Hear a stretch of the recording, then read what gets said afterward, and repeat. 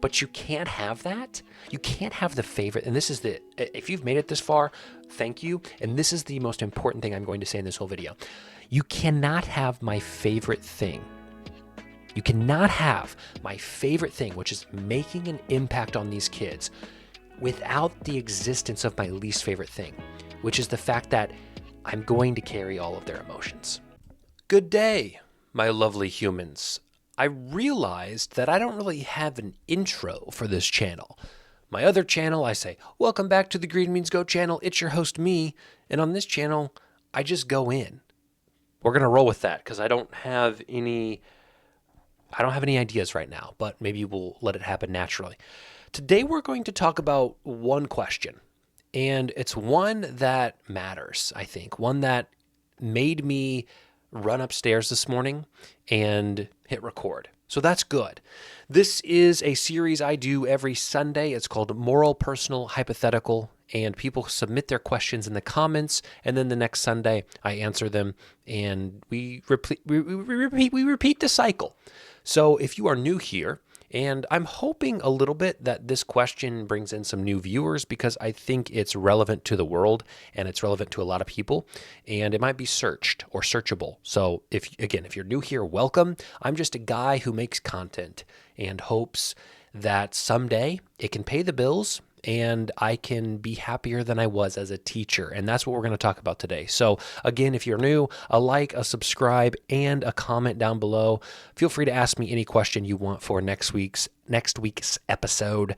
Here's our question today. We're going to combine two of these because they're very similar. The first one comes from Emma Claire 67. She says, if you were to go back to college, would you choose a different major?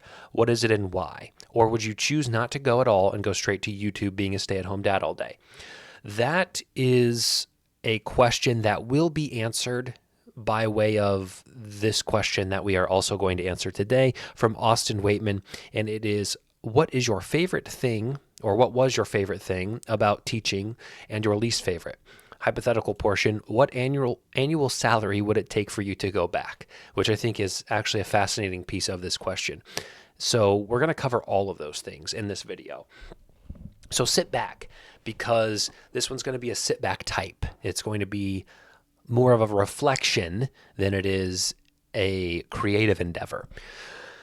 So we'll first answer Emma's question about my major in college. I started out as a telecommunications major, and I lasted a semester. And I realized a couple of things in that field. The first is going to lead us potentially into a new series. I have weighed the pros and the cons slightly of starting a new series where I talk about a very important piece of my life and how I grew up, which was in a very religious, conservative household, and that journey, because that is a journey, and it's really my life. If you take my life and you clump it up into a big ball and you say, I'm going to submerge this ball into water, and you don't want the ball to be damaged, what are you going to put around it? My conservative Christian, evangelical Christian upbringing is the shell that goes around my life into water. And it's not the shell of my life anymore. And I think that discussion is important. And so it's going to be another series, I believe, sometime soon. It's going to be a long series. So stay tuned for that. But it plays into this because I was in telecommunications and I wanted to do something in that realm. I used to make YouTube videos in high school and early college. I wanted to be a stand-up comedian. I had an affinity for sports broadcasting and talking about sports and writing about sports, similar to my Green Means Go YouTube channel. I wanted to do something like that with my life, and I'm thankful now that I am doing something like that with my life. But at that time, I was overwhelmed. I was outmatched by people who were way more knowledgeable, way more charismatic, way more driven than I was. And telecommunications was very competitive. That field and that major was very intense at the college that I attended. So I was a little fish in a big pond, and I was not happy pursuing that. I didn't feel worthy of pursuing that. And I remember taking a nap. And before I fell asleep, I prayed and I said, God, what do you want from me? Like, I don't know if it's this. Like, I'm overwhelmed. I'm scared. I don't feel like I am. Sorry, I heard something downstairs. It was the Holy Spirit. Just kidding. I think it was my daughter getting a snack. I heard, I prayed, like, I don't feel like I am doing your will. I feel like I'm being self-seeking. And if you grew up in an evangelical situation, you may understand that. And if you are not religious or never been religious, you're like, what are you talking about? Like, we'll talk about it on that series. But I fell asleep, and I legitimately, as plain as day, I woke up and teaching. Like, I woke up and it was like teaching. And I was like, okay, God, like, I guess that's my answer. And that day I changed my major. I kid you not. Okay, that's how it went. And I look back at that, and I'm not going to deny that experience from myself. I'm not going to say, well, that's just, that was, in that moment, it was very real. And, whether you believe in even God or not, that occurred in my mind. Even if it was just in my mind, you could call it God, you could call it my own subconscious, whatever. It happened. Okay. And so I felt like I needed to go into teaching. So that's how I changed my major that day. I changed it to elementary education. And at the semester, I changed my major, and I was a semester behind, and I made up, and it was fine. And I became a teacher. So to answer Emma's question, no. If I had to do it all over again, I don't know what I would do. I was incredibly blessed to have a free college experience. My dad worked at the university, so that got 80% off tuition. I had scholarships to cover the rest. I lived at home with my parents all 4 years. They didn't charge me a nickel. So I was incredibly privileged to get an education, a degree at no cost, which is not something that many people do have the opportunity to. As I've gotten older, I've realized that I don't think college is a scam necessarily. I wouldn't say those words. I wouldn't say college is a scam, but I think you can be successful in life without it. And when you're in high school, you don't hear those words. When you're in high school, it is either college or you are a failure. And I don't think that's the case. And I think we're starting as a world to move away from that overwhelming sense of it has to be college or bust, or you're going to be a plumber, right? Which, first of all, plumbers are awesome. Electricians are awesome. To be honest, if I had to change my major, I would maybe not do college and I would do a trade, because this leads into Austin's question of my least and my favorite and least favorite part is there is something so life-giving about leaving work at work, which was never something I could do with teaching. So what happened? I was elementary education, and I student taught in a 5th grade classroom. I ended up, it was quite an experience. It was probably one of the worst times of my life, which sounds like I'm being dramatic. It was bad. It was not fun. It was exhausting. 75% of the way through, I got mononucleosis and strep throat at the same time. It knocked me out of student teaching. I could not student teach. And the university that I was at was not, how do we say this? They did me some favors, but they could have done me more. What ended up happening was I had to take 3 weeks off of student teaching, and then I had to go back after I graduated and make up that time before I got my degree. That I think is fair, but for the sake of it, it was just a very overwhelmed. Like I'm at the peak of my college career, and I'm sitting there debating if I should just throw it all away, not graduate. Like that's the situation they put me in, because of how it's not the point. The point is it was tumultuous. It wasn't fun. It was emotional. I was exhausted. I had found my wife at that time. Like I was either engaged or just about to be engaged. It just there was a lot happening in my life, and that's fine, right? That's life. That's normal. So I'm not complaining about it necessarily. I have the privilege to have opportunities, and that's fantastic. But it was exhausting for me, and so I ended up graduating with a degree in elementary education, and I knew I could not teach elementary kids. Not a chance.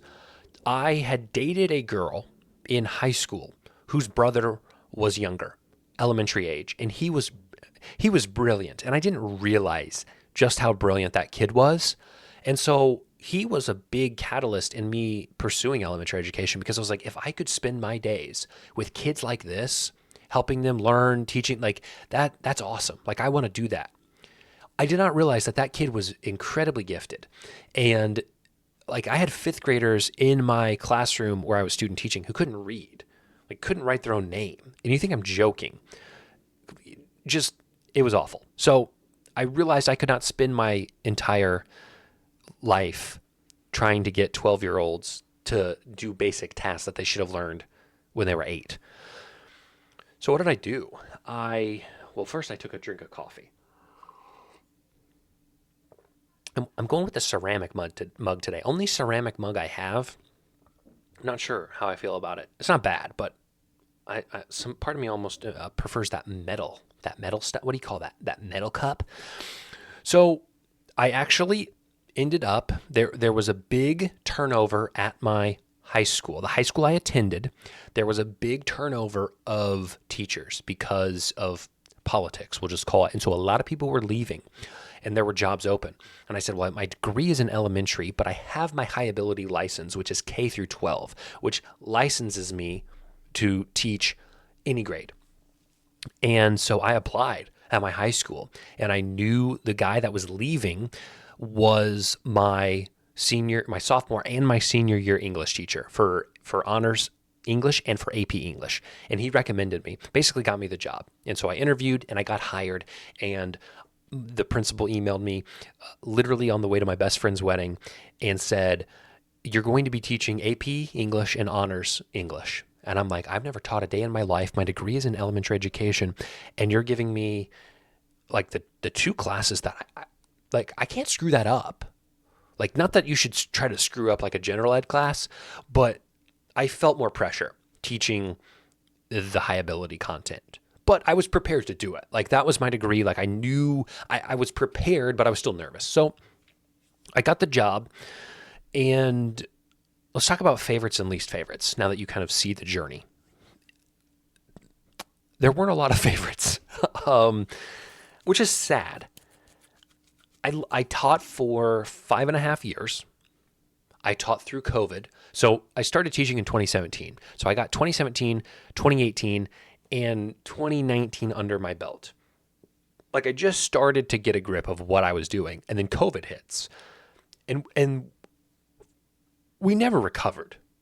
Like, when I quit in 2023, which was post-COVID, we had not recovered, because I'm now teaching middle schoolers who didn't have a middle school experience because they had COVID. They didn't, like, basic routine, basic scheduling, basic behavior gone for the most part. I'm exaggerating a little bit, but it just was a different beast. So favorite and least favorite. Let's talk about favorites first. The favorite thing about teaching, really the only thing that, I mean, besides summers off, and you think I'm joking, like that is a huge perk. Summers off and frequent days off. And I like that feels it feels dirty to count. Like, I shouldn't count that because it's not like, my favorite parts were when I wasn't teaching. Does that tell you something, Austin? My favorite parts of teaching were when I was not teaching. Okay, so let me give you my real favorite parts. And it ties into the reason I got into teaching, which was hopefully to do something bigger than myself, to make a difference, to have an impact. And that would be my favorite. Knowing that there were students whose life, hopefully, and I'm not saying this in any way as a brag or an arrogance, but I do feel like I had an impact on at least a few kids, right? Like, now what I swear this cinnamon spice coffee candle's making me cough. Like it's putting burn into the air. It's putting spicy cinnamon up into the sky, and I'm inhaling it. So I'm gonna blow it out. And wow, that looks awful. So that would be the favorite part. Knowing that I was able to impact students' lives, other people's lives for the better. That is a rewarding thing. Knowing that, and here's the thing, I could have made an impact and they could have forgotten me in college, and that was always something I had in my mind. Like, is my impact really that important if they're going to go off to college and forget I even existed? But hopefully, high school sucks. Like, high school is a hard time for kids. Was my probably hardest time, like socially, emotionally, in some capacity. So, like, being someone who understands that and tried to cut kids slack in certain areas, I think was one of my favorite parts. Being able to give kids an experience that I would have wanted in high school was a favorite part, was a rewarding part. I did not meet the person who changed my life, my role model, my biggest inspiration, whatever you want to label that person in your life. I did not meet them until college. She was actually my gifted and talented, high ability professor. So I had her for 4 years. So being or having the potential to be what she was to me for someone else was a favorite thing, was rewarding. That's where it stops. The content, didn't really enjoy it. The day-to-day, didn't really enjoy it.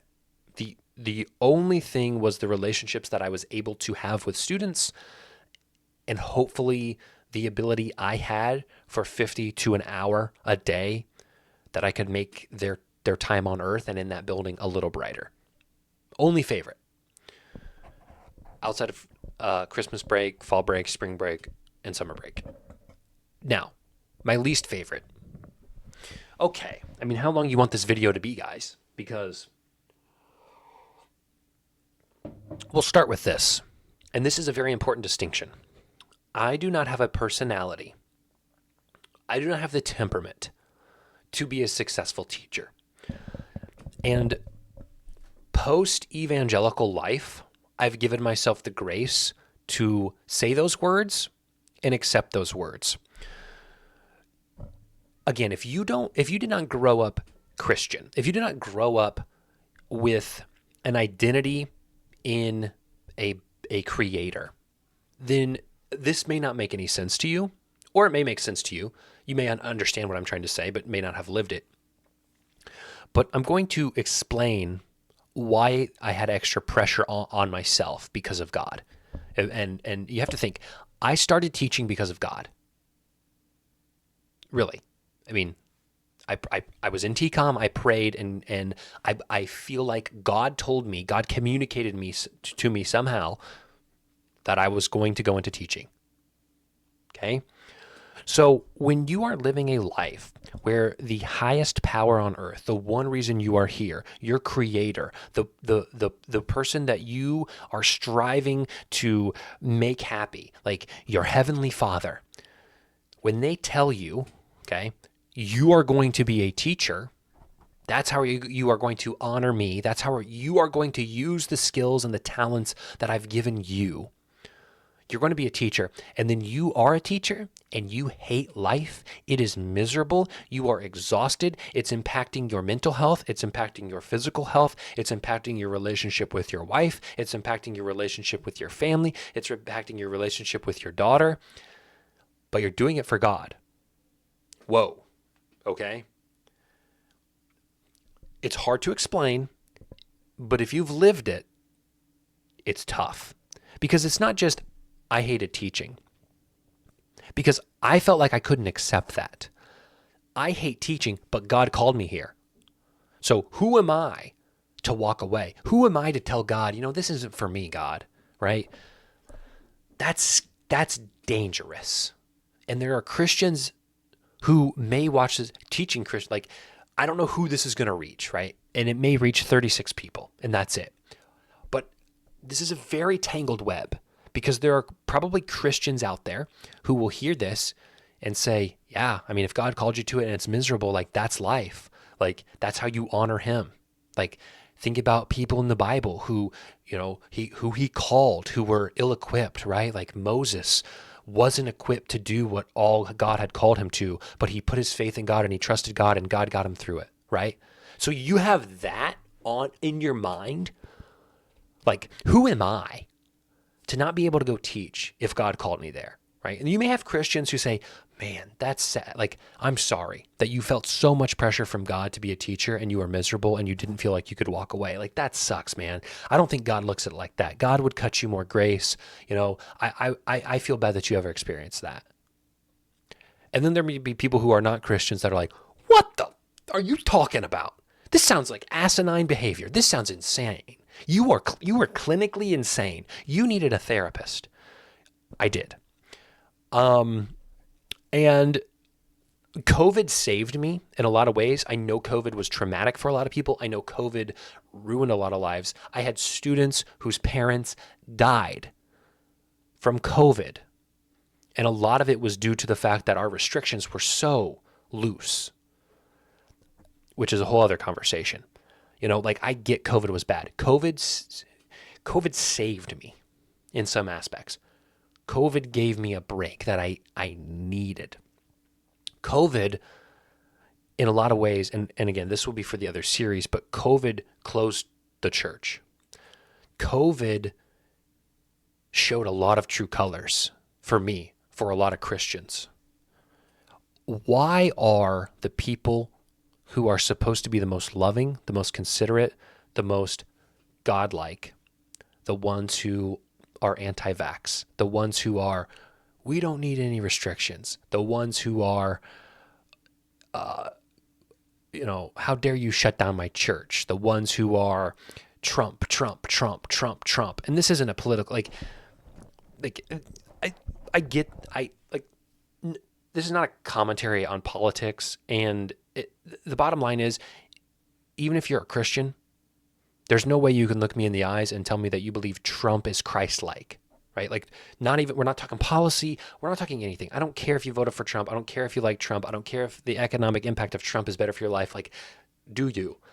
But you cannot tell me Trump is Christ-like, right? And so to see all these people who call themselves Christians worship this figure of Trump like he is God, right? Like, that was part of my awakening. And again, we'll talk about that for my other series. But the bottom line is, COVID gave me a break I knew I needed, but I could not give myself. And so it saved me in a lot of ways. So my least favorite thing, besides like the internal pressure that I put on myself, was just the exhaustion. Teaching got me on antidepressants for anxiety. I was never depressed. I was never hopeless. I was never sad. I was never the symptoms of depression. I was and am anxious. I would poop 3 times before lunch. Every passing period, I would go to poop because I was so anxious. When you are teaching, there are so many what ifs. There are so many things that just constant gears that are spinning. There is no predictability. There is a reason to always be on edge. What's this kid going to do? What's this kid going to say? What's this kid going to go tell the kid in the next class about me that I said in here that may not even be accurate? But what is he going to go tell his teacher? What are these teachers going to be saying about me? Like, teachers would talk about me. Kids would talk about me. Like, it just, for an INTJ, which is my Myers-Briggs, maybe we'll do a Myers-Briggs test so you can kind of understand this more. I think it is probably one of the worst jobs for someone of my genetic, chemical, physical makeup. Teaching has the ability to ruin you. I mean, I'm not even 30 years old. These grays, I don't know if you can see them. Teaching. And I thought that was a joke. No. Okay. So my least favorite part of teaching was the fact that it was unpredictable, that everyone could judge you and have an opinion on you at the same time. We'll say this. If I had a class, 20, that's the other thing. My least favorite was that I had 30 kids in a class and 28 desks. Like, that's the kind of thing. We aren't even talking about the semantics of teaching. We're talking about the emotional impact. We can get into the semantics if we need to. If I had 28 kids in a class and I had a lesson that I thought went well and 24 kids were excited, interested, engaged, had a good time, learned something, and 4 kids hated it, didn't enjoy it, had something negative to say, because they'll tell you. Kids will tell you what you did wrong. Kids will critique you, and not critique you. Kids will insult you. I would go home, and I would, until my eyes closed and my brain turned off, quite literally, until I fell asleep, I would think about that. Those 4 kids. 24 kids impacted be darned. 4 kids that were mad. 1 kid that was mad. So, another least favorite thing is I did not have the ability to turn off school. There are successful teachers who can go home, and as soon as they clock out, it's done. They leave it there. And that's what a lot of teachers told me. Oh, you'll get there. I was the same way, but after a few years, you learn to just, I realized after 5.5 years, I could not. Learning to just turn it off was out of the question. It got worse. So my least favorite thing was the emotional turn, like having kids in your class that